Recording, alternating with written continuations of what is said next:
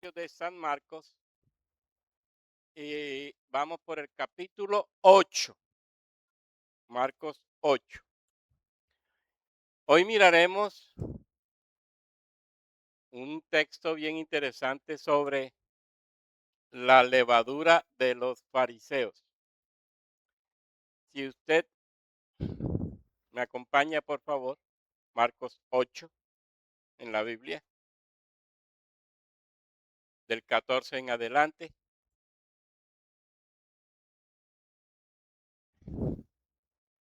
Habían olvidado de traer pan y no tenían sino un pan consigo en la barca. Y él les mandó diciendo, mirad, guardaos de la levadura de los fariseos y de la levadura de Herodes. Y discutían entre sí diciendo, es porque no trajimos pan. Y entendiéndolo Jesús les dijo, ¿qué discutís? ¿Por qué no? ¿Porque no tenéis pan? ¿No entendéis ni comprendéis? ¿Aún tenéis endurecido vuestro corazón? Teniendo ojos no veis y teniendo oídos no oís y no recordáis. Cuando partí los 5 panes entre 5,000, ¿cuántas cestas llenas de los pedazos recogisteis? Y ellos dijeron 12. Y cuando los 7 panes entre 4,000, ¿cuántas canastas llenas de los pedazos recogisteis? Y ellos dijeron 7. Y les dijo, ¿cómo aún no entendéis? Hermanos, es interesante lo que Marcos, inspirado por el Espíritu Santo, nos trae aquí. Cuando uno revisa la escritura, por ejemplo, en Lucas 8:17, la Biblia nos dice, no hay nada oculto que no haya de ser manifestado, ni escondido que no haya de ser conocido. Usted estudia esa frase en el contexto donde está, en el Evangelio de San Lucas, se va a dar cuenta que Jesús está enseñando que la verdad del reino de Dios, aunque inicialmente parezca oculta para muchos, y eso se da, terminará siendo manifestada. Los misterios del reino no permanecerán escondidos para siempre. No serán siempre incomprendidos por aquellos que están en la fe. Lógicamente, de acuerdo con la capacidad y de acuerdo con la voluntad de Dios. Lo que Jesús está revelando es que su identidad, su mensaje y la obra de Dios acabará saliendo a la luz. Y la gente entenderá ese mensaje y particularmente los apóstoles entenderán ese mensaje. Fíjense que ellos en este momento no alcanzan a descubrir la verdad que Jesús les está transmitiendo. No tienen todavía esa iluminación inmediata del Espíritu Santo para entender el mensaje, para entender la revelación. Tiene que suceder algo bien interesante.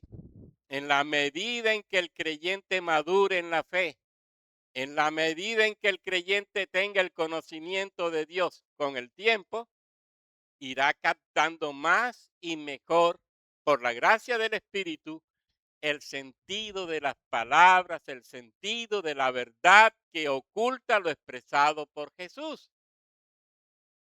La verdad o el misterio que se halla en el fondo de sus palabras dichas será descubierta solo en la medida en que la Biblia sea estudiada por nosotros bajo la iluminación del Espíritu. Y eso tiene que ser para nosotros una realidad, si no, no entenderemos nunca la Biblia cuando la leamos. Así que las verdades reveladas deben entenderse más y deben entenderse mejor en la medida en que nosotros maduramos espiritualmente. Ustedes van a encontrar iglesias que no maduraron en la fe. La iglesia de Galacia tuvo problemas, la iglesia que recibe la carta a los hebreos tuvo problemas y dice el autor de esa carta que ya ellos era para que tuvieran la madurez suficiente para entender las escrituras. Pero el autor dice que lastimosamente tenían que volver a los rudimentos otra vez. Ahora, fíjense esto, lo importante de crecer en la fe, lo importante de crecer en el conocimiento de la escritura, lo importante de adquirir madurez espiritual, porque podemos seguir en la iglesia siguiendo todavía patrones humanos, patrones nuestros, según nuestras ideologías o creencias, según nuestros paradigmas. No, no es posible eso. Mire lo que pasa aquí. Marcos introduce el texto y es interesante, ¿por qué? Por lo que esto lo están viviendo los discípulos. ¿Cómo? ¿Qué sucede? Vamos a ir de nuevo al texto. Habían olvidado de traer pan y no tenían sino un pan consigo en la barca. Mire en lo que están pensando ellos. ¿Cuál es el pensamiento que los está afectando o que tienen en mente? No hay pan. No hay pan. Y tienen solamente, dice, un solo pan. Eso es lo que les está preocupando. Jesús les dice, mirad, guardaos de la levadura de los fariseos y de la levadura de Herodes. Pan, están pensando en pan, y les hablan de levadura.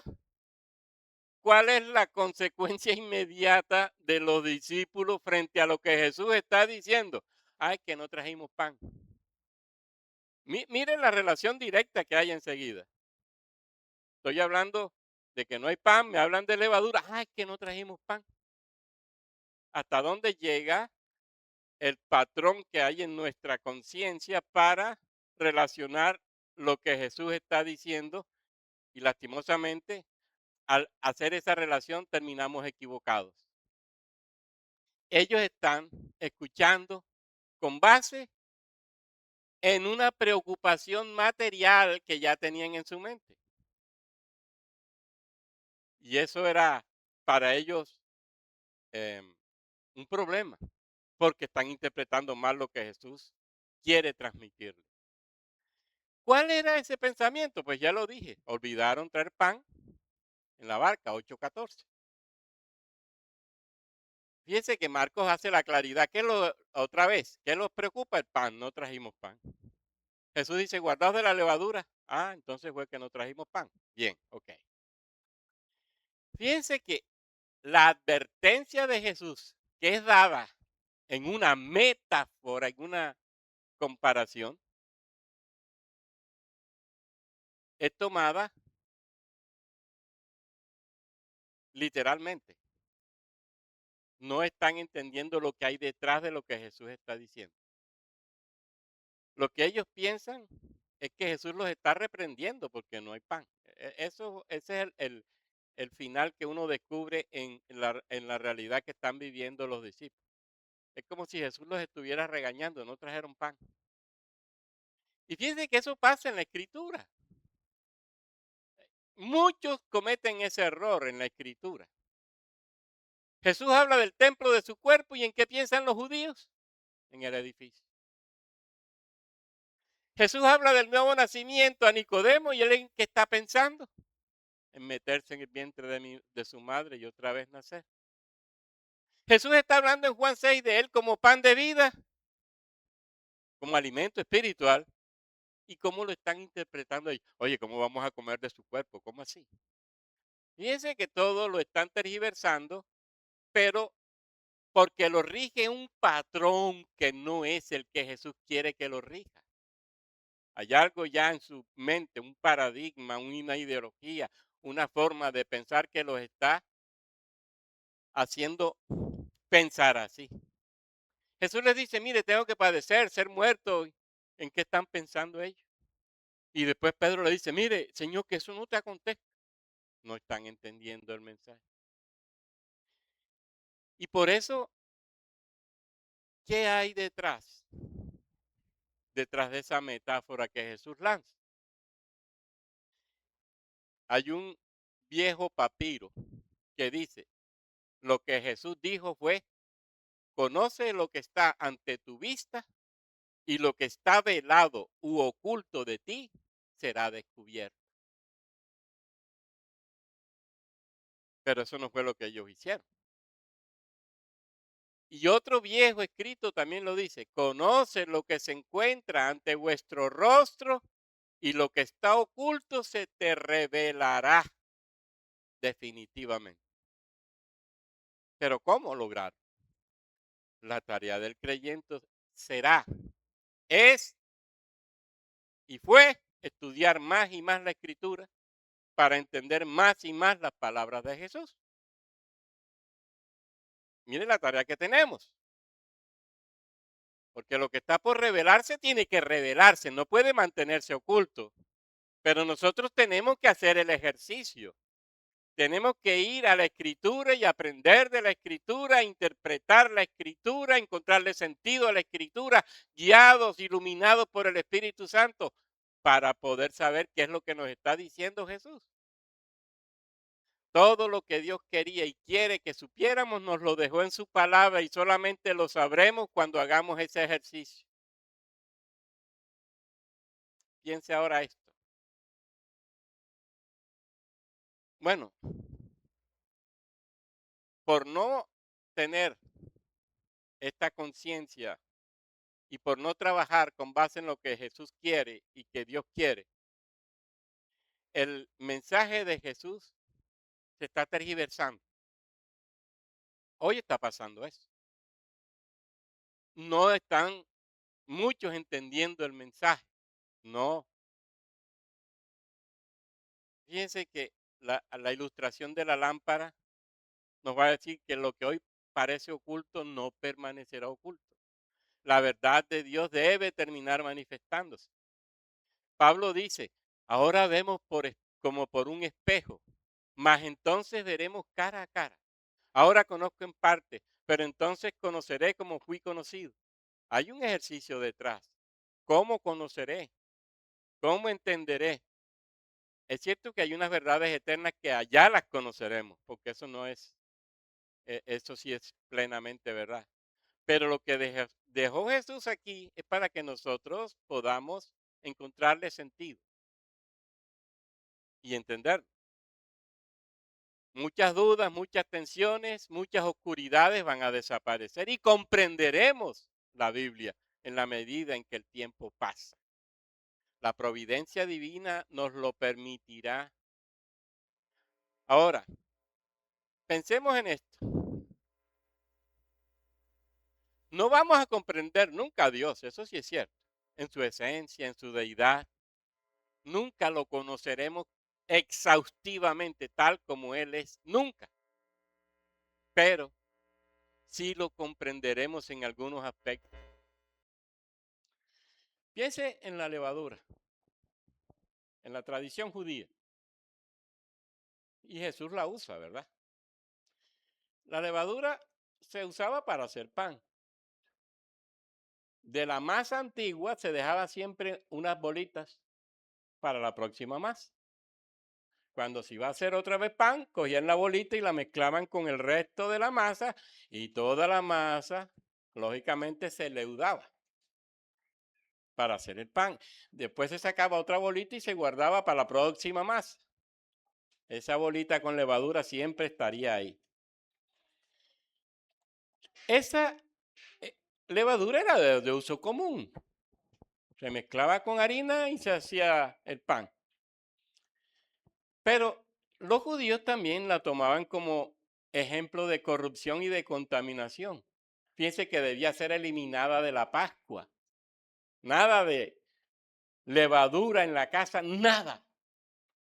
Porque era signo de contaminación, de corrupción. Debía ser eliminada en la Pascua. Contamina. Ellos no comían pan, ¿se acuerdan? Pan leudado en fiestas específicas. Entonces, la levadura se toma como influencia que se propaga sutilmente. En aquel tiempo, eso era lo que pensaban los judíos. Y describía, y está definido también para ellos, la falsa doctrina. Y eso parece paradójico, ¿verdad? O la hipocresía, también parece paradójico, o la incredulidad. El pecado tolerado, la corrupción moral. Un poco de levadura leuda toda la masa. Los judíos tomaron entonces como inclinación del corazón al mal. Jesús la muestra como vivir la religión sin corazón, de apariencia, sin conocimiento, sin obediencia, incredulidad disfrazada de piedad. Y por eso, fíjense que después de que los fariseos piden una señal, Jesús les dice a los discípulos, cuídense de la levadura. ¿Se acuerdan del hermano, del pastor Efraín que predicó eso la clase pasada, el sermón pasado? ¿Se acuerdan, verdad? Fíjense que allí él nos estaba mostrando de lo que hicieron estos hombres, pidiendo una señal y no acabaron de ver señales ya. No las vieron, ya las habían visto. Y por eso la advertencia, cuídense de la levadura de estos señores. Y no solamente Jesús va a hablar de la levadura de Herodes y de la levadura de los fariseos, sino que también inclusive de la levadura de los saduceos. Acuérdense que esa era la élite religiosa, sacerdotal, aristocrática de Israel. Acuérdense que ellos negaban doctrina, la resurrección de los muertos, la doctrina de los ángeles, la de los espíritus. Acuérdense de Hechos 23. Reducían la fe a lo racional. Si los fariseos agregaban, los saduceos quitaban a la doctrina. Hacían lo contrario. Y se acomodaban a la política existente. En este caso, a lo político dominaba Herodes Antipas, así que eran amigos de este señor y trabajaban con él. Negaban entonces su levadura, era la negación de verdades reveladas, la reducción de la fe a categorías humanas, la adaptación del poder a lo establecido. Perdón, la adaptación al poder establecido. No eran ateos, porque creían en las escrituras, comillas, pero tendían a limitar la fe. Estos hombres tampoco eran fieles en la escritura y tampoco eran confiables, ni fariseos, ni saduceos. Pero Herodes tampoco. ¿Por qué Herodes tampoco? Porque Herodes hacía del poder un medio para someter, para manipular, para aprovecharse de las circunstancias. Acuérdense que Juan el Bautista fue muerto por él. Lo mató por una tontería. Así que, ¿qué va a pasar con todo esto? Para ir entrando en un poco más. Levadura. Estos grupos no son confiables, ninguno. Acuérdense, los fariseos confiables no, son hipócritas. Los fariseos son confiables, no, agregan a las escrituras las tradiciones humanas y valoran más las tradiciones humanas que la escritura. Los saduceos igual, quitan a las escrituras y eso que quitan lo consideran lógicamente sin valor, mientras que unos agregan y le dan valor a lo que agregan, otros quitan y consideran sin valor lo que quitan. Y si es Herodes, toda la política que hace para mantenerse agradado en la región y para manipular y aprovecharse de ese poder. Y los tres grupos están acomodados al sistema. Interesante. La levadura de Herodes era también peligrosa como la de los otros dos grupos.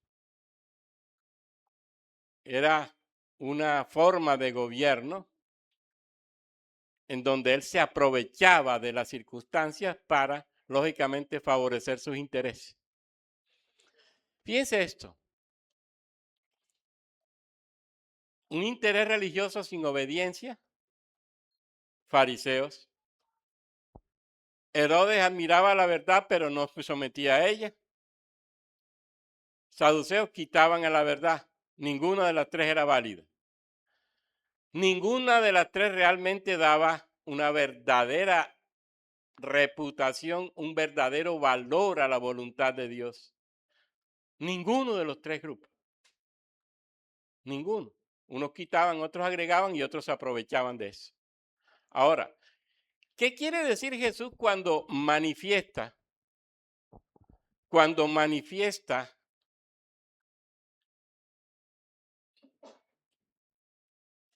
este aspecto. Cuídense de la levadura. Son tres, fíjense, dos grupos. Y le agregamos un tres que no aparece. Dice,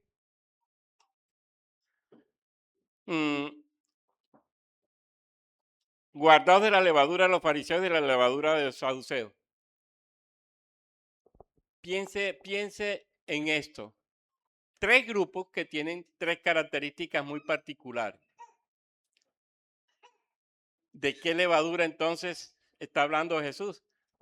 En definitiva, de una forma de vida, de una manera de vivir que es contraria a la verdad del Evangelio. ¿Cómo yo vivir una forma de vida de esas que se levanta contra lo que Dios ha establecido para los grupos, para los que son parte de su iglesia, mejor dicho? ¿Cómo? Piénselo. Cuídense de la levadura. Los discípulos no habían entendido eso y Jesús quiere llevarlos a la reflexión. Las preguntas de Jesús, vuelvo a lo que dije primero, son claves para que ellos hicieran el ejercicio de ponerse a reflexionar sobre lo que habían vivido en Cristo para que pudieran descubrir lo que realmente Cristo Jesús quería transmitirles. ¿Lo hicieron? No, no lo lograron. Ellos siguieron manteniéndose en una forma de pensar equivocada. No es posible. No es posible.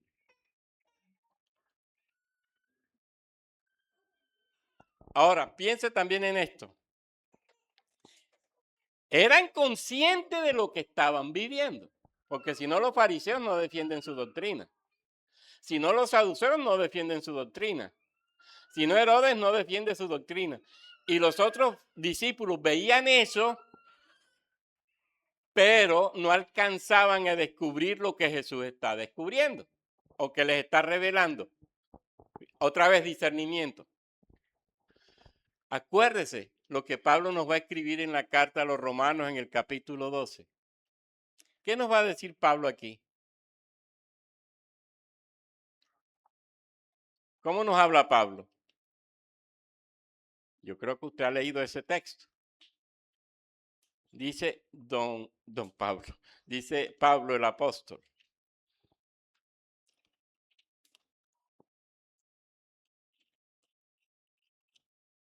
Hermanos, os ruego por las misericordias de Dios que presentéis vuestros cuerpos en sacrificio vivo, santo, agradable a Dios, que es vuestro culto racional. No os conforméis a este siglo, sino transformaos por medio de la renovación de vuestro entendimiento, para que comprobéis cuál sea la buena voluntad de Dios agradable y perfecta.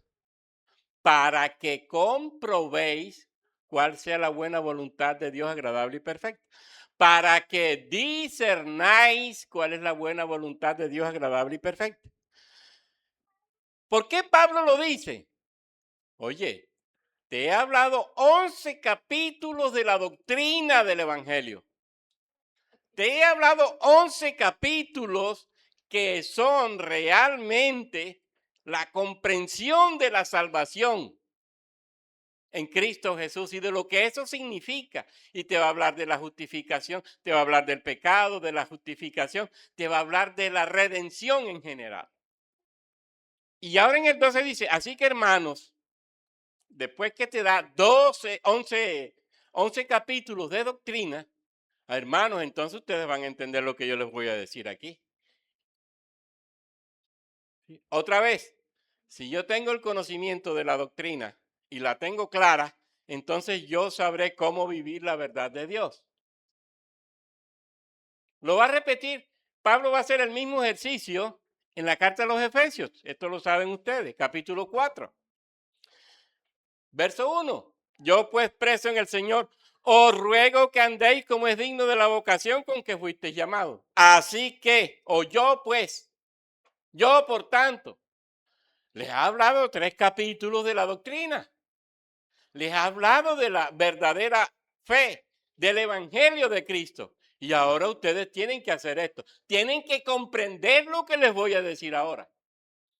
Yo quiero insistir en esto, hermanos, para que veamos lo relevante que es tener claridad del evangelio para una vida cristiana firme, sólida, para no inventarme doctrinas o para no acomodar doctrinas a mi favor, porque podemos hacer eso.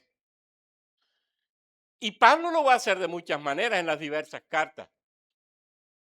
Nosotros tenemos que descubrir la verdad del evangelio, pero tenemos que ser responsables en el estudio del evangelio. Efesios es claro. Romanos es claro. ¿De qué nos ha hablado Dios a través de Pablo en estos textos? Inclusive, Hebreos es claro. Capítulo 12 de la carta a los Hebreos. ¿Qué nos va a decir el autor de Hebreos? Mire cómo dice.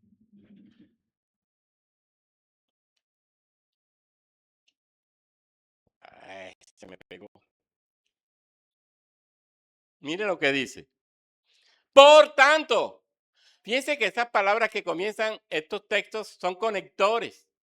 Relacionan lo que ha dicho con lo que viene. Así pues, por tanto, yo pues, por tanto, nosotros también, teniendo alrededor nuestro tan grande nube de testigos, despojémonos de todo peso y del pecado que nos asedia y corramos con paciencia la carrera que tenemos por delante. Hermano, ustedes saben toda la responsabilidad que tenemos con el evangelio, del cual el autor de Hebreos ha hablado en los capítulos anteriores. Ustedes han debido comprender eso. Ahora les digo, corran la carrera. Nos está diciendo, si ustedes tienen de fundamento lo que acabo de decirles, entonces ustedes van a poder correr la carrera de la fe. En términos sencillos, ustedes van a poder ser verdaderos cristianos. Lo mismo va a pasar con Efesios en el capítulo 4, porque los va a mandar a andar. Os ruego que andéis. Fíjense que es teoría y práctica, teoría y práctica, teoría y práctica, teoría y práctica. Romanos, andéis también, discernáis para vivir. ¿Cómo vivir la vida cristiana sin discernimiento? ¿Cómo vivir la vida cristiana sin la comprensión real de la Escritura? Nos va a pasar lo mismo que esta gente. Nos van a hablar de una cosa y vamos a entender otra. Ah, cuídense de la levadura de los fariseos. Ah, es porque no trajimos pan. Yo no estoy hablando de eso. Yo estoy hablando del discernimiento que debes tener tú frente a las doctrinas e ideologías que se te presentan diariamente para que sepas, lógicamente, tomarlas y desechar aquello que no sea conforme a la voluntad de Dios y puedas tú vivir la vida cristiana que Dios quiere. No podemos engañarnos nosotros mismos. No podemos decir que Dios nos llama a nosotros a una vida de fe sin darnos los elementos que necesitamos para esa vida de fe. Nos dio nos dio la gracia de la conversión.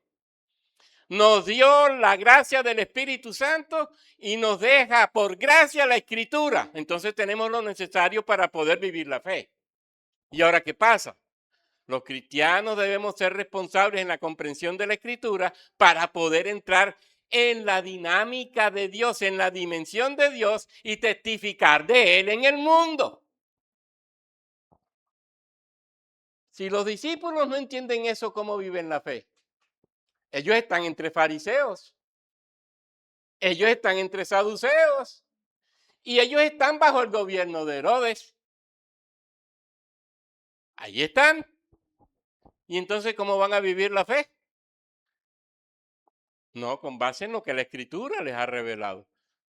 Con base en lo que el mismo Cristo les ha revelado. Él es la revelación. Lo dice la carta a los Hebreos. En los últimos tiempos el Padre nos ha hablado por medio de Cristo. Él es la interpretación de Dios. Y si yo conozco esa interpretación de Dios en Cristo, revelada aquí, entonces yo podré vivir la fe que Dios quiere que yo viva. Pero es que parece que no la entendemos o no la estudiamos. Y entonces tenemos un cristianismo ahí más o menos. Y eso no es cristianismo. Porque lo que me va a enseñar Jesús en el Evangelio de Marco es precisamente eso. Eso. ¿Y qué es eso? Una vida en discernimiento tal que estoy en el mundo, perdón, y no me dejo enredar de nadie. ¿Por qué? Porque conozco la verdad de Dios. La conozco. La entiendo. Y sé qué tengo que hacer. Ahora, el problema es que si yo sé qué es lo que tengo que hacer, entonces no estaré yo inventando y justificando, inventándome cosas para justificar mi conducta. No, pastor, lo que pasa es que no, hermano, es que usted debe entender que. No, lo que dice la Escritura, listo. ¿Y por qué? Porque eso es lo que Jesús me reveló. Y eso es lo que yo entiendo por la gracia del Espíritu. Y estoy obedeciendo a Jesús que me dice a mí estudiar las Escrituras porque ellas hablan de mí. Y como estudiamos las Escrituras que hablan de Cristo, entonces entendemos lo que Cristo quiere de nosotros para vivir lo que Cristo quiere de nosotros. No de otra manera. Para discernir. Para discernir. Cristo no está hablando de pan, Cristo está hablando de sistemas de pensamiento, de ideologías.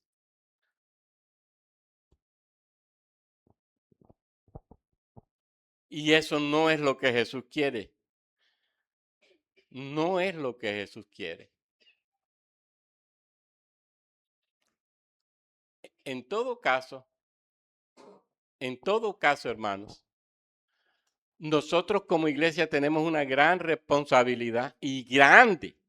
Y cuando digo grande es bien grande. Porque este ejercicio de estudiar la escritura implica sacrificio, implica tiempo. Y normalmente eso es lo que nosotros justificamos, o mejor, tomamos como justificación para no estudiar la Biblia. Y entonces, ¿cómo ser buen cristiano? Mire que nos convertimos en cristianos ahí más o menos. ¿Y más o menos por qué? Porque más o menos estudiamos la Biblia.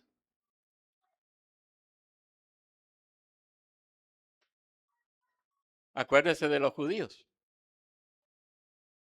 ¿A qué hora? ¿A qué hora? ¿En qué tiempo comenzaban ellos a estudiar la escritura? A los 5 años. Se graduaban de hijos de la ley a los 12 años. Después se graduaban como maestros porque se educaban bajo los pies de un rabino. Sabían la escritura. Comillas. Algunos. Porque no todos actuaron como sabedores y se movieron como sabedores de la escritura, como conocedores de la escritura. Pero el trabajo que hacían era un trabajo que muestra que había responsabilidad por aprender. ¿Qué le recomienda Pablo a Timoteo? No le dice, mientras yo llego, dedícate a la lectura, a la exhortación y a la enseñanza. Y eso no implica estudio de la escritura. ¿Cómo va a enseñar si no estudia? ¿Cómo va a exhortar si no estudia? ¿Cómo va a leer si no comprende? Es lo que está pasando hoy en las instituciones educativas. Y lo que está pasando hoy con la IA. El promedio de comprensión lectora está bajando. ¿Y por qué está bajando? Porque es que la IA me lo está haciendo todo y no la estamos sabiendo usar. Y si usted le pone un trabajo al estudiante, por ejemplo, un trabajo que sea descriptivo, es facilito, pero le pongo la pregunta a la, a la IA y ella me responde y eso es lo que yo transcribo acá en mi cuaderno. Yo no hice nada, lo hizo todo ella. ¿Cómo voy yo a ser profesional y buen profesional en el mundo si realmente no aprendí como debiera y no interpreté como debiera y no comprendí como debiera? Eso está dado para que yo me perfeccione en interpretación, en hermenéutica, pero no para que ella me reemplace y haga lo que yo tengo que hacer. Mire lo que está pasando hoy. Y nos está pasando hoy con la escritura. Nos está pasando hoy con la escritura. ¿Cómo la estamos estudiando? La estamos leyendo siquiera. ¿Qué estamos haciendo frente a la escritura? Un ejercicio realmente, aunque no seamos expertos, de hermenéutica. Lo estamos haciendo. Porque cualquier doctrina nos enreda hoy. Cualquier doctrina nos puede enredar hoy. Usted se puede encontrar con cualquier persona de cualquier otra religión y entrar en una discusión con ella y va, por no estar preparado, vamos a pasar una situación difícil. ¿Qué quiere Jesús realmente? Mire que Jesús está llamándonos a entender lo que Él dice. Debemos entender las escrituras porque ellas hablan de Él. Jesús quiere que podamos entender lo que Él nos dice desde la palabra. ¿Para qué? Para formándonos en la palabra nadie nos enrede y podamos vivir la vida cristiana que Él quiere que vivamos. Yo quiero insistir en eso, hermanos.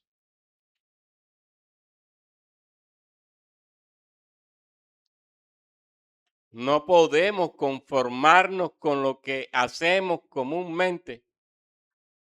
Vamos al templo el domingo, cumplimos, ya fuimos al culto, me voy para la casa y en la semana no pasa nada. Ay, ¿por qué? ¿Qué te pasó? No, pastor, lo que pasa es que el trabajo, que los niños, que...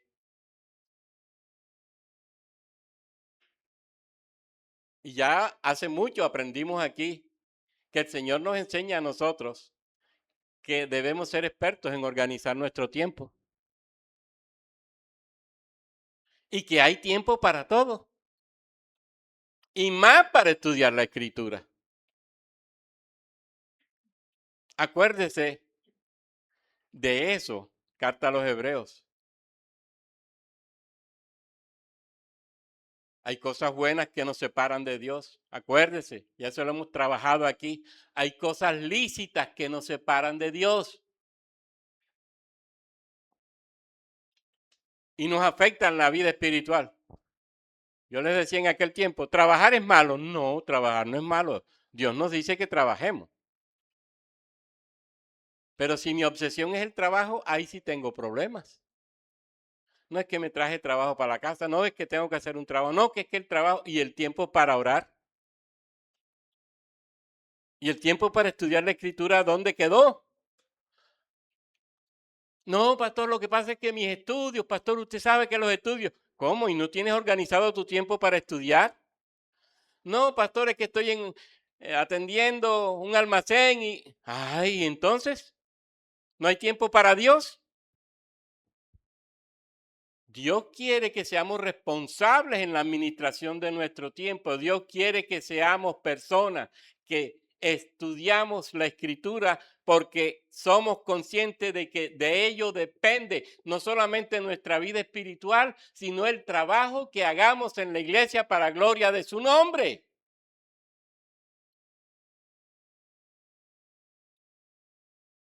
¿Por qué nos va tan mal en la fe? Por eso. Y queremos justificar nuestra conducta inventándonos cosas y hasta comparándonos. Error. Piénsalo.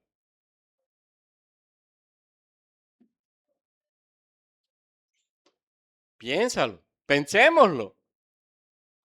Porque no podemos seguir en la misma dinámica. Me gustó el contexto de Lucas por lo que implica las cosas reveladas. Las vamos a entender. Las que Dios quiere que entendamos, lógicamente. Porque hay otras que no entenderemos. Eso ya será en la eternidad que Dios nos... Pero si aquí no empezamos, ¿qué tipo de cristianos vamos a ser aquí y ahora? Esta mañana hablábamos de oración y de la importancia de orar. ¿Cuánto tiempo sacamos? ¿Qué dice la Escritura? Entendí lo que significa eso de orar y de estar en el Señor orando. ¿Cuánto tiempo le dedico? ¿Qué me dice la Escritura? Entendí lo que la Escritura dice sobre la oración. Entonces voy a aplicarlo a mi vida.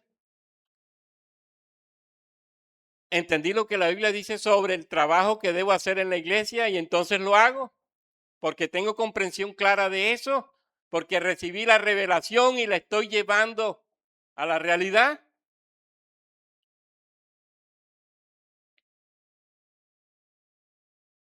Hermano, esta es una enseñanza que yo digo, es bonita y es simple, muy simple. Evita la levadura, guárdense, cuídense de ella. De uno que son personas que le quitan a la escritura. Cuídense de otros que le añaden a la escritura. Y cuídense de otros que se favorecen con el poder y hacen tantas cosas con el poder.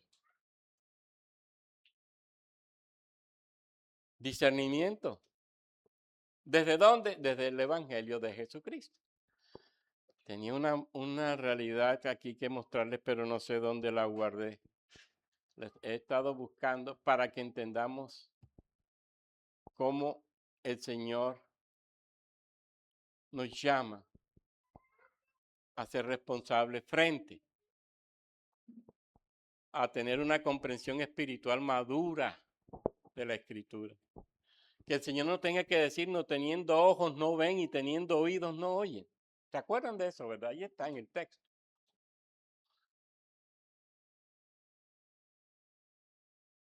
Piense lo que nos implica una doctrina errada, por ejemplo, la de los fariseos o la de los saduceos. O piense en estas verdades aplicadas al siglo XXI. Piénselo. ¿Qué pasaría hoy, siglo XXI? ¿De qué levadura tenemos que guardarnos hoy? Hay levadura religiosa todavía.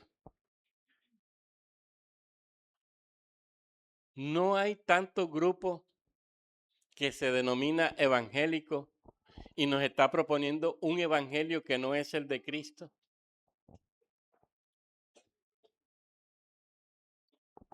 Ustedes pueden, yo no entro en detalle, pero ustedes lo saben bien. Hay apóstoles, profetas, arcángeles, patriarcas hoy en día que nos están proponiendo un mensaje que no es. No se está haciendo pactos cuando Dios no pacta con nadie, como ellos lo presentan.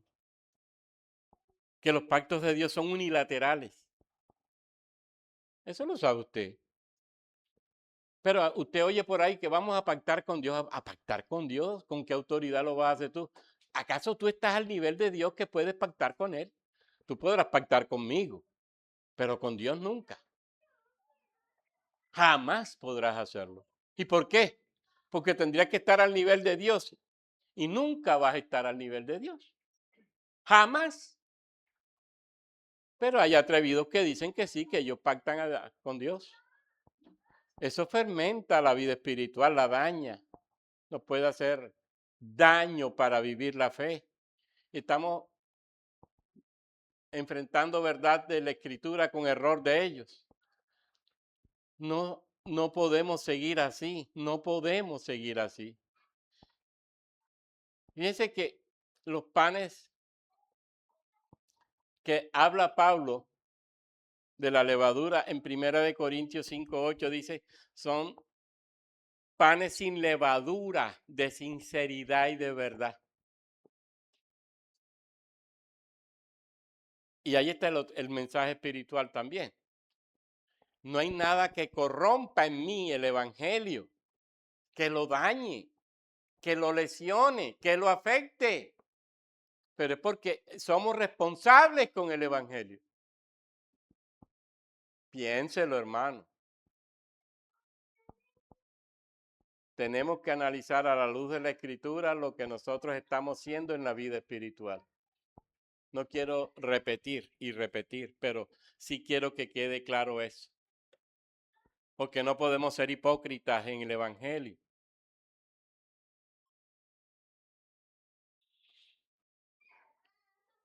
En definitiva, y con esto voy a cerrar, mire que Cristo nos está mostrando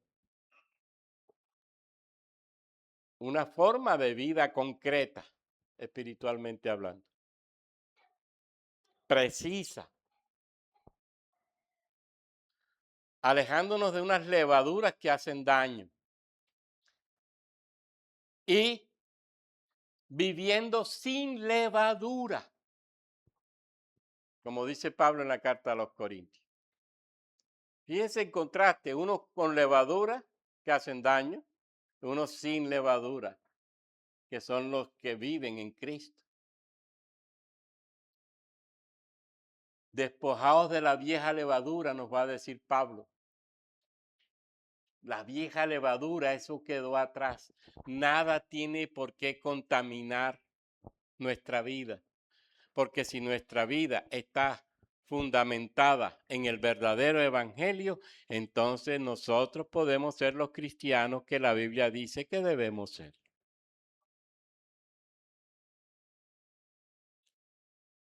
Finalmente, hermanos, y con esto espero cerrar, no hay aquí entonces duda para lo que tenemos que hacer en el evangelio.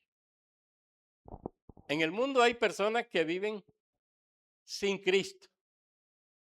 Su levadura es fuerte, contaminada su vida totalmente por la levadura del pecado y de la maldad. Esos tendrían que dejar en Cristo lo que son, es decir, tienen que quitar, o Cristo tiene que quitar de ellos la vieja levadura. Y Cristo tiene que ser parte de su vida para que sean sin levadura. Y esto es interesante, ¿por qué? Porque ser sin levadura implica una vida en santidad plena, a la manera de Cristo.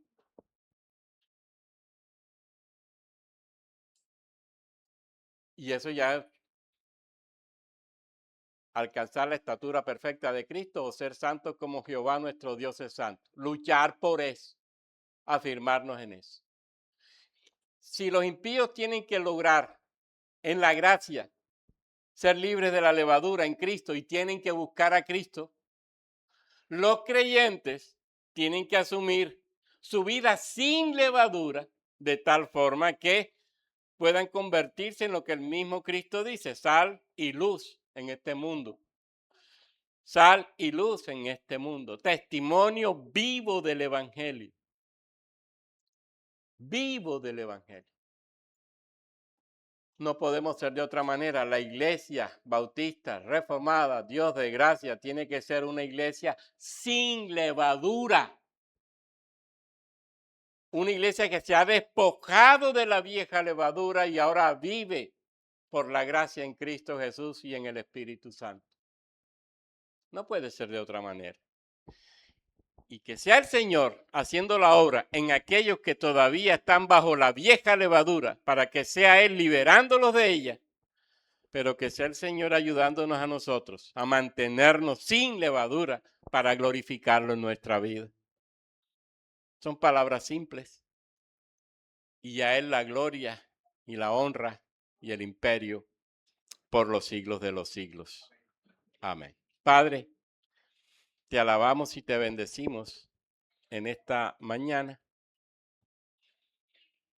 Tu mensaje es claro y fuerte. Nos llamas a una vida sin levadura, pero nos llamas a cuidarnos de la levadura de ciertos grupos que pueden afectar nuestra espiritualidad. Y en este mundo los hay, de todo tipo. Quieren que los cristianos puedan desdibujar tu imagen y caigan en los pecados que ellos proponen, en los errores que ellos proponen, en las falsedades que ellos proponen. Ayúdanos, Dios, ayúdanos para tener el discernimiento necesario para descubrir esa levadura que hay en el mundo. Puede estar la levadura de Herodes, puede estar la levadura de los fariseos, y la hay en gran manera esa levadura, porque hoy hay predicadores que le agregan más y más a tu palabra, falsedades a tu palabra. Son los fariseos del siglo XXI que están haciendo de los prosélitos 2 veces merecedores del infierno. Cuídanos de la levadura de los saduceos, aquellos que le quitan a las escrituras y acomodan las escrituras a sus propósitos. Sí, Padre, cuídanos de esa también. Y cuídanos de los Herodes de hoy, de los gobernantes de hoy, que abusan del poder, de los gobernantes de hoy, que ajustan el poder para lograr beneficios para ellos mismos y para los que los rodean, y no para la nación entera. Ayúdanos, Padre, para que esa levadura, tanto de Herodes como de los saduceos, como la de los fariseos, sea expulsada de este país, de nuestra región. Y entonces quedemos sin levadura. ¿Qué es lo que tú realmente quieres? La levadura debe desaparecer de nosotros, debe quitarse de nosotros. Porque solamente sin levadura podemos ser verdaderamente testigos del Evangelio, testigos de la verdad, santos. Podemos parecernos más y más a Cristo. Podemos entender más y mejor la Escritura. Podemos vivir más y mejor la Escritura. Te damos a ti, Padre, la gloria, el honor, la alabanza y el poder, porque eres bueno, porque para siempre es tu misericordia y tu verdad por todas las generaciones. Amén.